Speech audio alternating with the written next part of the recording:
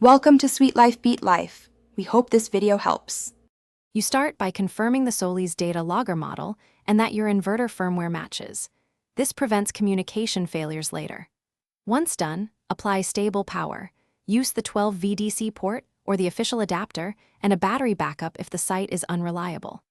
Next, connect an Ethernet cable from the logger to your router and have a USB stick ready for exported logs. Make sure your PC is on the same network to access the logger's IP address. This gets you into the configuration interface quickly. You log into the device web UI using the DHCP address shown on your router or the default 192.168.x.x. Enter admin credentials and change the password immediately. Then set a static IP, gateway, and DNS so the logger keeps connectivity and can upload data to Solis cloud reliably.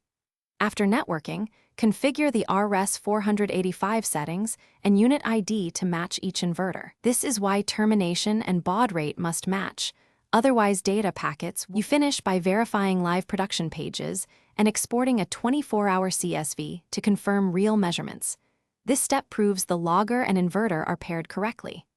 Next, make sure cloud upload status shows recent successful transfers and enable email alerts so you get notified of interruptions.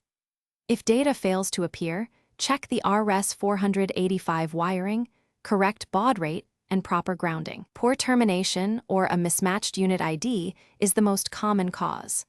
Finally, reboot the inverter network and retest to confirm recovery.